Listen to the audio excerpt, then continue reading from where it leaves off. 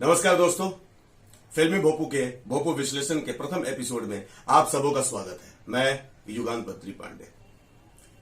आप लोगों से आग्रह है कि जिन जिन लोगों ने इस चैनल को सब्सक्राइब नहीं किया है, कृपया सब्सक्राइब कर लें। आज मैं आप लोगों के सामने उपस्थित हूं फिल्म थैलेवी के ट्रेलर के विश्लेषण को लेकर। दोस्तों, जैसा कि आप सब जानते हैं कि थैलेवी एक बायोपिक फिल्म है।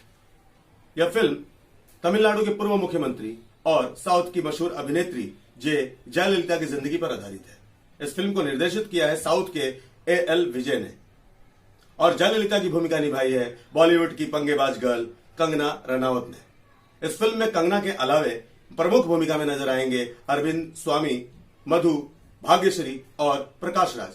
यह फिल्म तेलुगु, तमिल और हिंदी में रिलीज होगी। दोस्तों, अब बात करते हैं फिल्म के तकनीकी पक्ष और कहानी के बारे में। तकनीकी पक्ष के बारे में फिल्म रिलीज के पूर्व कुछ भी कहना अतिशयोक्ति होगी, लेकिन वो कहते हैं ना कि लिफाफा मजमून बता देता है। फिल्म का ट्रेलर देख के ये एहसास हो रहा है और साथ ही फिल्मी गलियारों में खामोशी जो नजर आ रही है वो ये बता रहा है कि फिल्म की भव्यता कितनी बड़ी है। दोस्तों, अब बात करते हैं फिल्म के कहानी और निर्देशन की।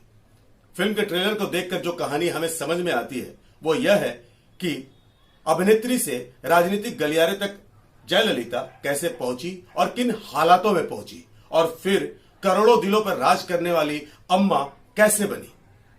जयललिता के अनछुए कहानी और कंगना रनावत के बेहतरीन अभिनय का यह कॉकटेल निसंदेह अच्छों को चौंकाने जा रहा है। थैलेवी का ट्रेलर हर किसी को पसंद आ रहा है। एक और जहां लोगों में कौतूहल है कि जयललिता की निजी जिंदगी को जाने, वहीं दूसरी ओर कंगना के लुक को लेकर भी काफी चर्चाएं हो रही है। सुनने में यह भी आया है कि कंगना ने इस फिल्म के लिए लगभग 20 किलो तक वजन बढ़ाया था।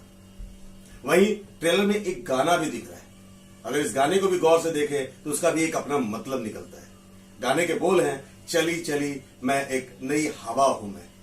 बॉलीवुड में वाकई अभी कंगना की नई हवा चल रही है। दोस्तों, ये तो हुई बात फिल्म की कहानी, कंगना और जयललिता की। अब बात करते हैं फिल्म के निर्देशक एल विजय के बारे में।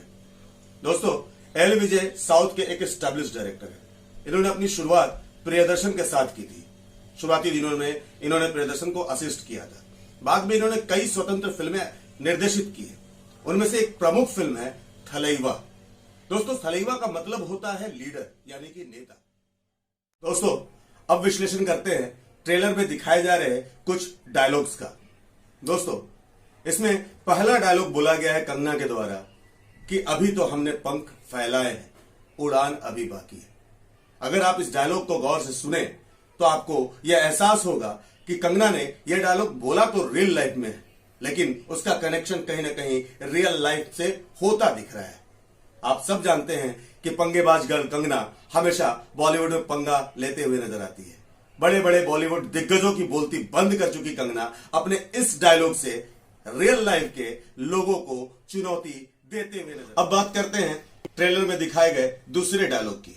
हालांकि ट्रेलर की शुरुआत में ही इस डायलॉग का इस्तेमाल किया गया है और यह डायलॉग है कि यह फिल्म वाली हमें बताएगी कि राजनीति कैसे की जाती है। अब दोस्तों, इसका भी कनेक्शन कहीं ना कहीं रियल में नजर आ रहा है।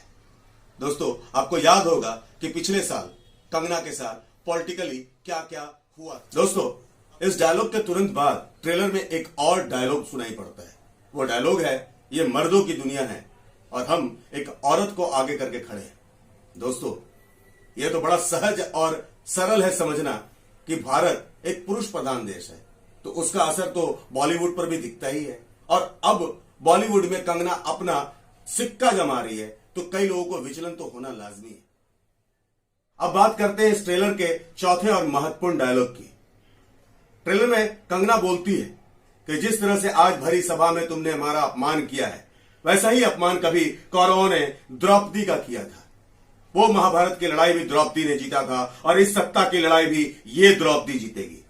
दोस्तों, अब इस डायलॉग को भी अच्छे तरीके से समझे आप।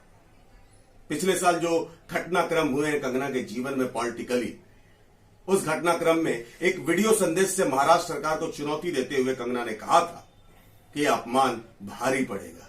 कुछ ऐसा ही ट्रेलर में दिखाई देता है। अब दोस्तों बात यह है कि ये जो रियल लाइफ में इन्होंने डायलॉग बोले हैं, क्या वाकई उसका कनेक्शन रियल लाइफ से है या फिर यह सिर्फ संजोग है, प्रयोग नहीं? और अगर यदि यह प्रयोग है, संजोग नहीं, तो फिर दोस्तों आप खुद निष्कर्ष निकालें। बस बहरहाल मैं इतना ही कहना चाहूंगा कि हमारे चैनल को आप लोग देखते रहें। जिन्होंने सब्सक्राइब नहीं किया है कृपया सब्सक्राइब करें, लाइक करें, शेयर करें और अपना भरपूर प्यार हमारे इस प्रथम एपिसोड को दें। धन्यवाद दोस्तों।